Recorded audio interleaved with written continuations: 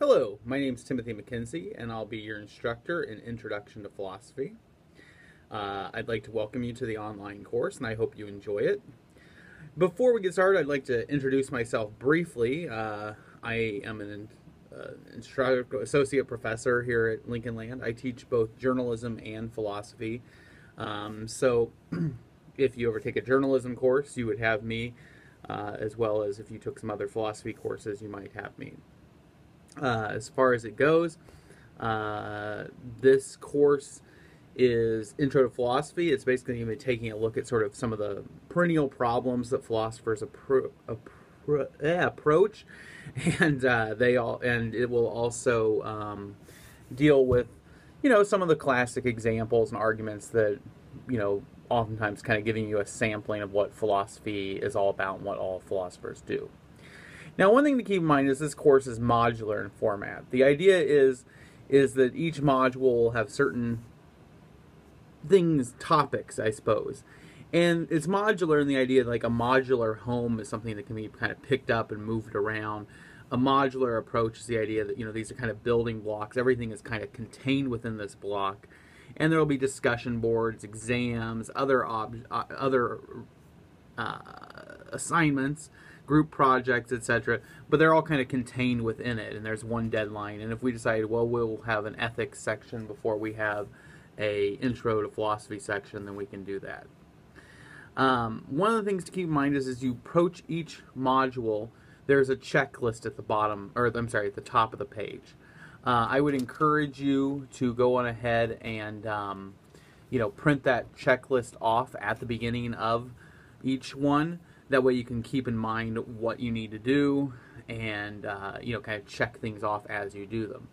The other thing I'd like for you to kind of keep in mind is that in a lot of these modules, all the assignments aren't due on the same day. There are some that are due, say on, like if there's a, module due on, say, like the 21st of September or the 14th of September. I'm trying to think of what some of the dates are.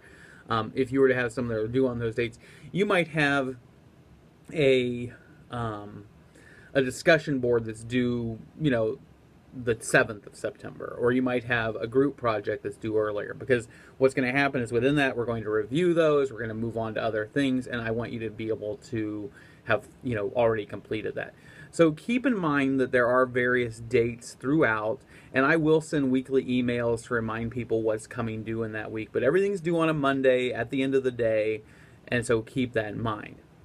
Now, the next thing that I always get people who ask me, how can I be successful in an online course? I've never taken one, what should I do? And the thing I always sort of encourage people about is that in an online course, it's different in that you can't just raise your hand and say, hey, I have a question. Instead, you have to rely upon me to tell you, or you have to rely upon yourself, and so it's a little bit more difficult because of that.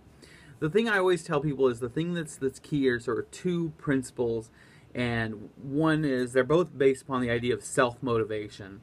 But the first one is if you have a question, ask it. It doesn't bother me to get asked questions. If you see a problem, you see something that is wrong, something's not showing up that should be, just ask me, because sometimes I make mistakes, and sometimes people just are a little bit confused, and I'm fine with answering that. The thing is if you're in a regular class, you can rely upon somebody else to raise the question, and then that kind of makes up, or you can rely upon me just to say something. And that doesn't always happen in the online format, and so I want you to kind of keep in mind you need to be proactive and ask me the questions. Don't assume anybody else is, or that, that if somebody else might ask it, and I may not answer it for everybody because I didn't think everybody had the question. So don't be afraid to email me. I really am not bothered. People sometimes will say, I'm sorry for bothering you so much. Don't apologize, just ask the question. That's what I'm here for. That's my job. The only time I ever get annoyed is if people are asking me just simple questions that could be answered by reading the syllabus or by looking at the grade book. They'll say, what did I get on the exam? Well, it's in the grade book, so you should be able to see that. As far as the other key to success is, it's easy to forget about this. It's even easy for me to forget about it as your instructor because it's somewhat out of sight, out of mind. I check my email every day. I respond to my email, but it's also possible for me kind of to forget, oh, I had this task that I needed to do or this thing to grade. When I have to go to class at 1 p.m., I can't ignore that. I mean, I have to be there. And so what happens is it's easy for you as a student, and it's even easy for your instructors, although, I mean, I set aside time for this, and that's what I suggest you do, is you set aside time. I am going to work on this course during these hours, and that will make you more successful. Don't say, well, I'll work on it sometime this weekend. Say, I'm going to work on it from 1 to 3, on Saturday, and then 1 to 3 on Sunday.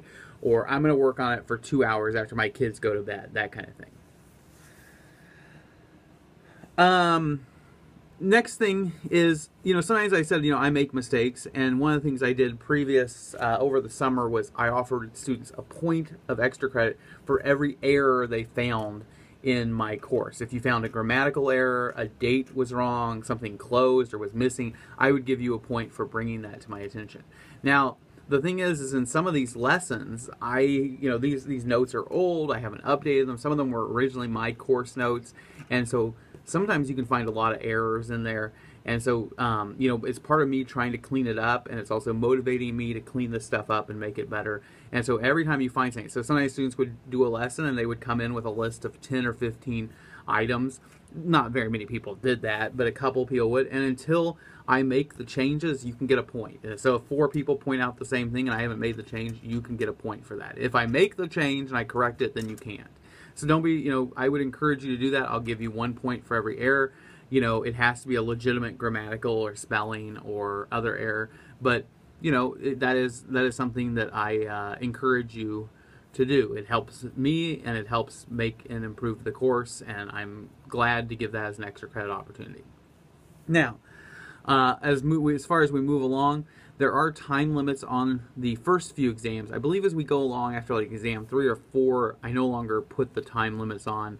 I probably should, but I didn't. I don't know. Maybe I'm just being too nice. I probably will change that in the future, but that's something to keep in mind. At least for the first few, the idea is like the first exam is over the syllabus and sort of course introductory information, and I think you have 30 minutes to answer it.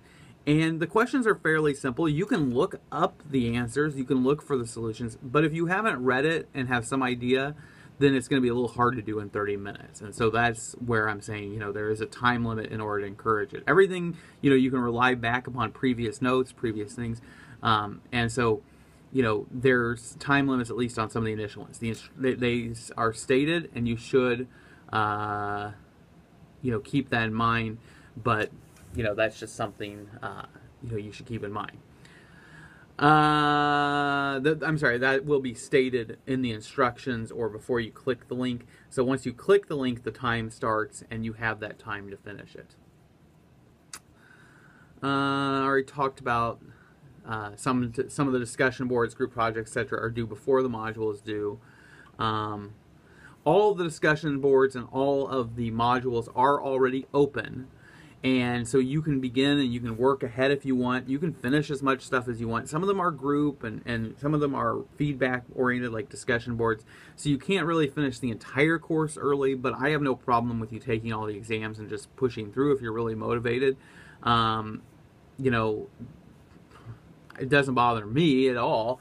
And so that's something to keep in mind as you move forward.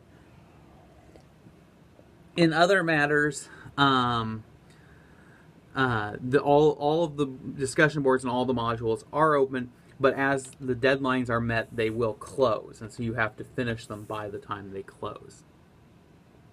The first 3 modules of this course, which go really up through probably October, maybe even the beginning of November, all of them are open and ready. The modules 4 through 6, maybe just 4 and 5, I'm wanting to make a few tweaks and changes, add a few videos and things.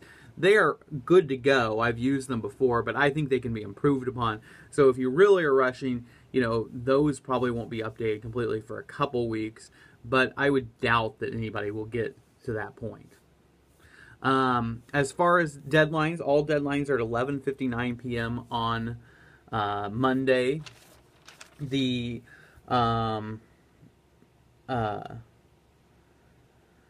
all the deadlines are due at 11:59 p.m. on Monday, and even though there are only 6 modules, I would say most Mondays you do have something due. It may not be much, but you do have something that is due on every Monday.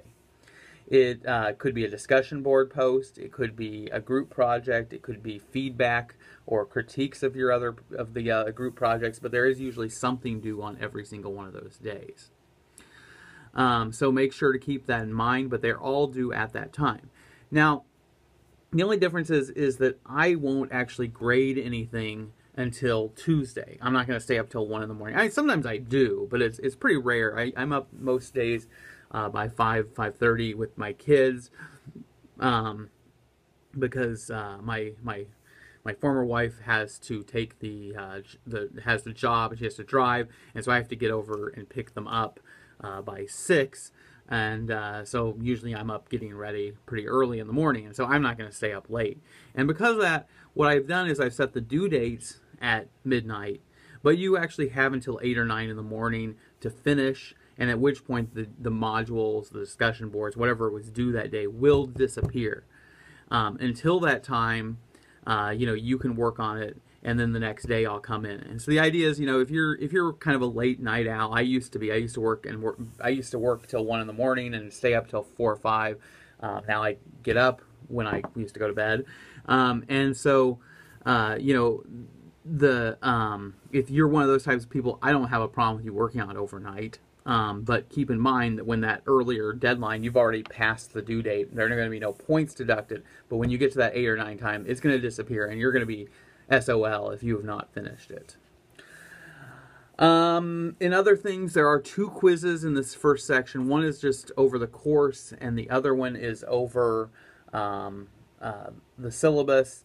I'm sorry, one of them is over the course and the syllabus setup, and one of them is over sort of what is philosophy. And so, keep that in mind, that there are 2 quizzes, and those kind of give you an idea how quizzes and exams work. And those, they use different dates, so make sure to be able to look those up. In the end, don't be afraid to ask questions. If you have any, send them along. I'll be happy to answer them, and I wish you luck.